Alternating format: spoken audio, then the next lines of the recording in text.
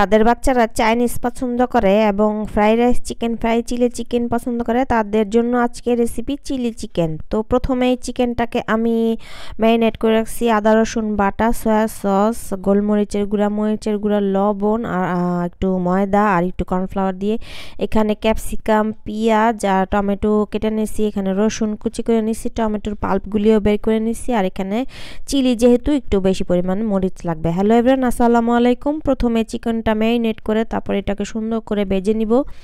আর ভেজে একটু লাল করেই ভাজতে হবে, কারণ আমরা পরে খালি একটু সতে করব, আর তেমন কোনো ঝামেলা নেই। এই রেসিপিটা খুবই ঝটপট হয়ে যায়। চিকেনগুলি ভেজে নেওয়া পর্যন্তই একটুখানি সময় লাগে। তো একটু খুব ভালো করে হালকা আঁচে একটু ভেজে নেবেন, যাতে চিকেনটা ভালো করে সিদ্ধ হয়ে যায়। একটা সস বানিয়ে নেব, এখানে টমেটো সস, সয়া সস, এখানে ম্যাগি সস, আর দিয়ে দিব হচ্ছে গিয়ে একটু মরিচের গুঁড়া, একটু গোলমরিচের গুঁড়া, আর দিয়ে দিব এখানে গ্রিন চিলি সস। এখানে এই মিশ্রণটা লাগবে আমাদের চিলি চিকেনের তরকারিতে দেওয়ার জন্য।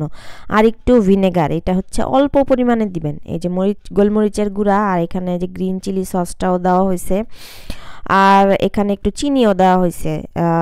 এই মিশ্রণটা করে রেখে দিব। তারপর অল্প একটু তেল কড়াইতে দিয়ে রসুন কুচিগুলি দিয়ে লাল করে ভেজে নিব। তারপরে এটার মধ্যে দিয়ে দিব হচ্ছে ক্যাপসিকাম, পেঁয়াজ আর হলো টমেটো, এগুলি দিয়ে একটুখানি নাড়াচাড়া করেই চিকেন ভাজাগুলি দিয়ে দিব।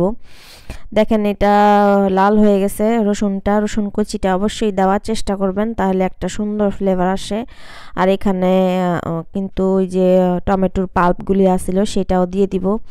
এই যে এখানে এটাও দিয়ে দেওয়া হয়েছে। আর এটা নাড়াচাড়া করে চিকেনগুলি দিয়ে দিব। চিকেনগুলি দেওয়ার পরে ওই সসটা দিয়ে দিব। খুবই একটা সহজ রান্না, খেতে কিন্তু দুর্দান্ত হয়। আর এটা স্বাস্থ্যসম্মতভাবে বাসায় তৈরি করতে পারেন, আর বাচ্চাদের এটা দিতে পারেন। তারা ফ্রাইড রাইসের সাথে, সাদা ভাতের সাথে, রুটির সাথে ওইটা খেতে খুবই ভালো লাগে। যে সসটা দিয়ে দিব এখানে। আর এখানে দিয়ে দিব হচ্ছে একটু কর্নফ্লাওয়ার দিয়ে গোলানো পানি, কর্নফ্লাওয়ার গোলানো পরিমাণ মতোই দিবেন, যে যতটুকু ঘনত্ব পছন্দ করেন ওই অনুযায়ী একটু ঘন বা পাতলা করে গুলিয়ে এখানে দিয়ে দিবেন। এই তো হয়ে গেল রান্না। বেশি ঝামেলার না, বেশি কষ্টের না, একটুখানি প্রসেসিং করে নিলেই হয়ে যায়। এই যে এটার ফাইনাল লুক। খেতে কিন্তু খুবই মজা হয়েছিল। আর এটা হচ্ছে আমাদের শুক্রবারের দুপুরের খাবারে ছিল আমাদের এই যে ফ্রাইড রাইস, চিকেন ফ্রাই আর চিলি চিকেন। আপনারা এরকম রেসিপি আর কি দেখতে চান আমাকে কমেন্টের মাধ্যমে জানাতে পারেন।